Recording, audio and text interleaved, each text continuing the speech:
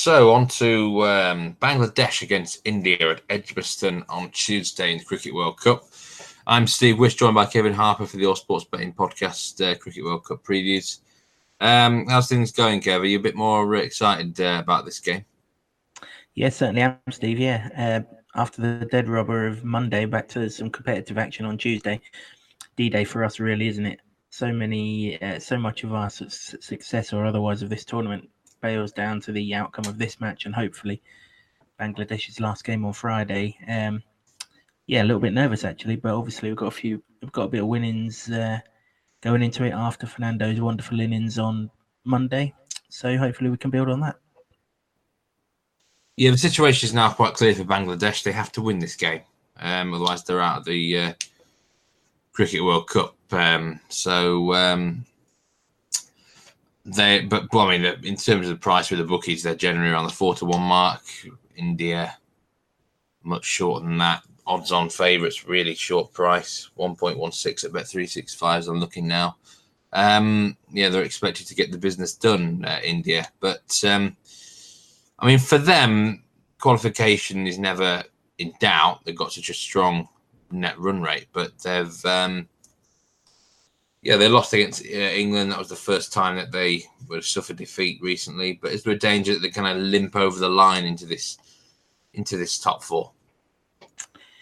Yeah, possibly. Obviously they've got Sri Lanka to come, haven't they? So you'd expect them to win that, whatever happens here. I think the danger really for them is how close this game comes on the back of that game against England. England exposed a few problems, a few issues that India have got that we've mentioned a few times on this podcast. Their middle order looks pathetic, and their lower order doesn't exist.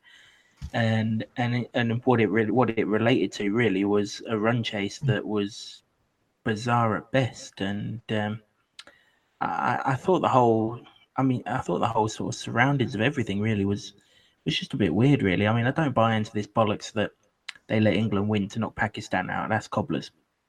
But there didn't seem a disappointment that I thought there might be, because they had a live chance whilst Kohli and Sharma were going at it. And, they brought Rishabh Pant into their side, which I've been calling out for God knows how long on this podcast. And actually, they only needed 10 and over off the last 10 overs. So why they didn't have a go at it, I'm not sure. But, it just signifies to me that confidence doesn't belie their results in this tournament. Yeah, their batting has been a bit weird at times, hasn't it? Not quite to the acceptable levels in every match anyway. Some strange performances, it must be said. As I say, same venue as that England game, same pitch, like you said. It's probably not going to play quite as well as the England game, is it? But it should still go very well. The short boundary here as well. Yeah, I don't think too much is going to change in the pitch. It's only been 48 hours since the last game here. It wasn't a particularly hot day on Monday. I'm sure they'll have got a little bit of preparation back into it. Pitches at Edgbaston are used to staging multiple overs, aren't they? They have the T20 finals day every year. And obviously, through the same pitch is used for 3 matches on that day. They have a test match every year. So, the pitches here tend to last. I don't expect it to deteriorate in the same way that we saw that New Zealand-Pakistan one do all sorts. One bet you're taking with this game is over 8.5 sixes. India only managed to get themselves 1/6 the other day, though, Kev. So, do you think there's some big improvements to come from them, or are Bangladesh going to contribute quite a lot in this market? Yeah, a bit of both. They only hit 1/6 because they only played one shot, and that was part of the problem. There's enough 6 hitters in this Indian side. Sharma can hit 6s when he gets in. Obviously, Rishabh Pant. Dhoni, if he ever swings the bat. Hardik Pandya. There's enough 6 hitters in this lineup. Bangladesh have done all right. They're averaging just under 3 sixes per innings in this tournament, which isn't too bad, but they're batting really, really well. I think that short boundary is going to inflate the 6s here. England were well into the dozen mark, weren't they, for the 6s? Bangladesh, have got a few left-handers that will always have that short boundary to the leg side. India have got one in Pant. Bangladesh's bowling has been found out against against England and Australia in this tournament. So in theory, you would think India, the third best of that trio, are likely to get stuck in at some point as well, particularly with the new ball, perhaps. Yeah, the line looks pretty low to me. There's enough players that can target that short boundary, and it's not exactly much longer straight either, is it? Since that new stand came in, so plenty of scope for sixes. I think. I just think the line's a little bit too low. If the line was 10, then I probably wouldn't bother. But yeah, to be fair to the bookies, they've reeled me in with this one.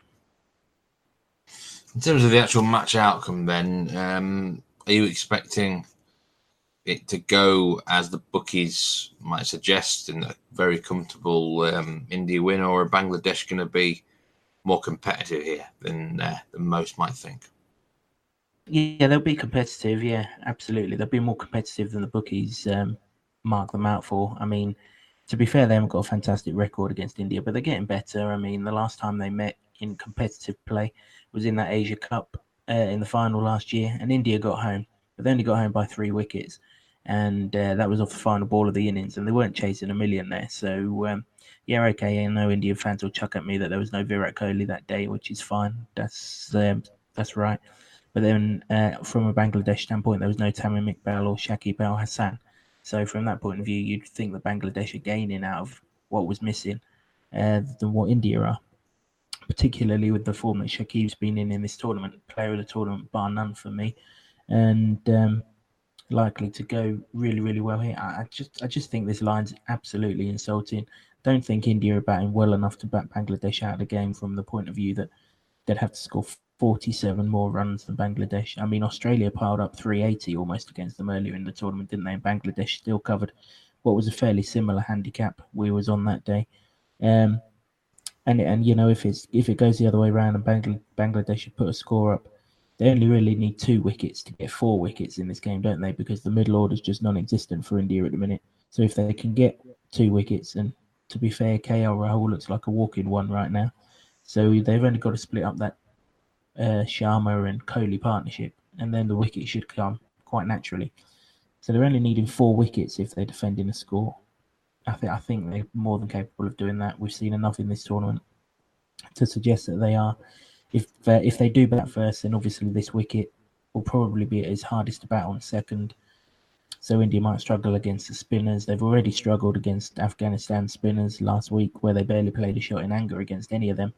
Probably not likely to fare much better against Bangladesh's spinners. So all things being equal, I expect Bangladesh to be well within this handicap range. 6.5 wickets, 46.5 runs. It's insulting. It really is insulting. Yeah, the old trusty Bangladesh handicap again then for your second pick for the game.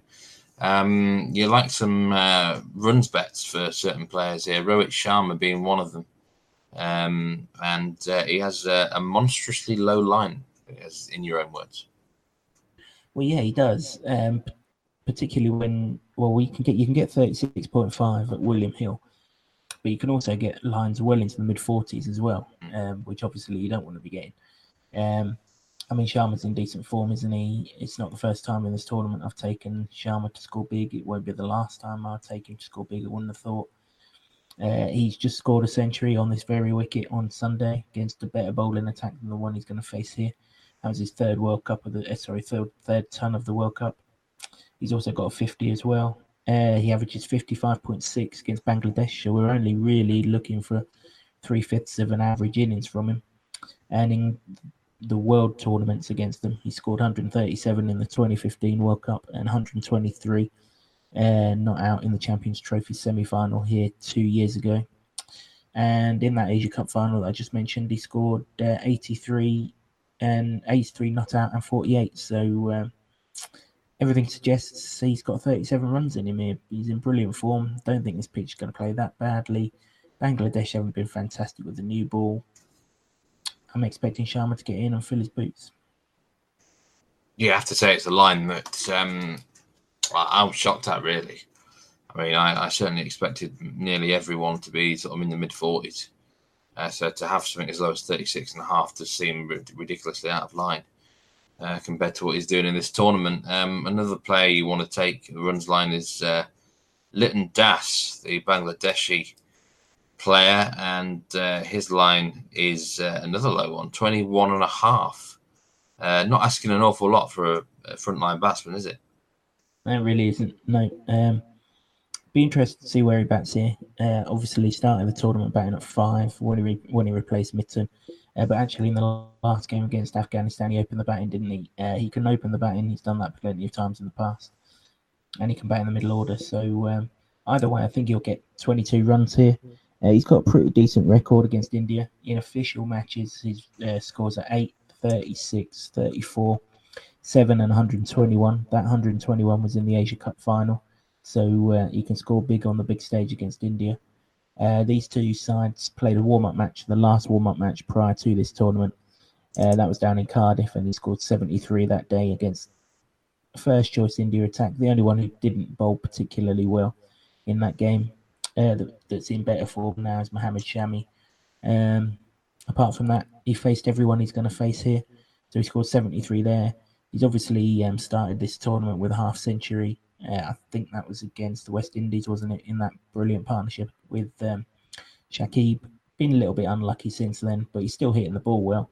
He just had to throw his wicket away once, and just a bit unlucky against Afghanistan. But chuck in his record against India, his form, and how low this line looks. And I think the over's a good one. He shouldn't really be getting 21.5 on any frontline batsman in any team, even Afghanistan. They've shown that they can get to 20. It doesn't take an awful lot. Well, let's hope that this das ist sehr gut bet, as the Germans would say. Litten das, the over 21.5 runs. So one final pick for you in this game. It's a bigger price, 20-1 shot. Shakib Al Hasan, man of the match. Obviously having a very good tournament. You think this is a big price? Yep.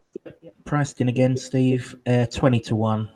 I mean, the bloke's the best player in the tournament. It's not going to take an awful lot for him to be the man of the match here should Bangladesh win the game, which isn't out of question. And in fact, if they do win the game, it's hard to see Shakib not having a big impact in it, whether that's with the bat or the ball, preferably both. They're going to need him to have a good day, aren't they? I mean, he's been batting brilliantly in this tournament. He's left-handed, so he'll have that short boundary within his sights. And, the spin bowling, if the wicket does take a little bit of turn, there's only one left-hander in the Indian lineup, so he'll be taking the ball away from nearly all of them. If he can get in as far as Dhoni won't play a single shot at him, so that'll improve his figures. Obviously, he's faced all of these in the IPL over copious amount of years. He'll know exactly what he's coming up against. He'll have plans for all the batsmen. He'll have plans against all the bowlers. I'm expecting a big knock and a big day from Shakib. And if Bangladesh do win the game, that 20-1 on him to be man of the match will be ridiculously huge. He's not the only one in this Bangladesh side that can contribute, of course. Mushfiqur's got a really good record against India too. But Shakib's going to have the ball in his hand and the bat in his hand. And decent combinations with both could see him a runner. Yeah, 20-1 Shakib Al Hasan, man of the match. So a fair few bets to get stuck into. Before we go, we're going to have to talk about, that game the other day and in general the tournament, Mahendra Singh Dhoni. I actually looked at him for man of the match here. The main reason, I just think been so much criticism gone his way that he's going to want to try and prove a point, come out firing. But what has been going on with him, Kev, and how can you explain that that innings against England just a few days ago? Well, you can't really. That's a simple explanation. You can't explain it. They gave in, quite simply. They just gave up. Only they'll know why they gave up. MS Dhoni in his pomp would have had a good go at that, but he seems gun shy now. Actually, I think India carrying him far too much. I mean, he might come out and produce an innings like you suggest here, but his wicket keeping's been poor for a long time. He stops far too many things with his pads. Seems to forget that he's got hands on the end of his arms. If it wasn't for the fact that he's tactically astute, I don't think he'd be anywhere near this India side. He's not their best batsman in terms of the wicket-keeper position. That's Pant. Pant's a much better batsman than him in the modern game.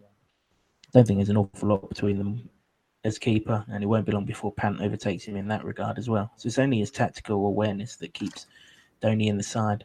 But they can't keep on having these innings from him. It took him an age to get going against Afghanistan. Okay, in the end he did, but they only just got home then, and he wasn't exactly much better against West Indies either. So whether he's out of confidence or he's gone at the 50 over game, I'm not sure, but he won't be there for much longer. Yeah, is it getting to the stage where it's time we were sent out to the pasture? And I think so. Yeah, I mean, I'm surprised that he was even in the squad. I mean, Rishabh Pant's the future of this side with bat and gloves, and now would have been a good time to blood him. Really, I mean, obviously, how long are they going to leave it? They've got a World T20 next winter down in Australia. Are they going to carry Dhoni that far as well? Obviously, his record in the IPL. I mean, he's just had a pretty decent IPL, to be fair to him, but he just looked gun shy in this tournament. He almost looks scared to hit, and it's not like Chris Gale, where Chris Gale clearly has a plan to play himself in, then he goes. Dhoni doesn't seem to have that plan. He genuinely seems to be struggling, and it can't be long before they make the full-time change. Interesting thought. So well, best of luck with the picks here, Kev, and we'll be back to preview big game England against New Zealand. So good luck with that, and we'll see you around soon. Cheers, Steve. Take care, mate.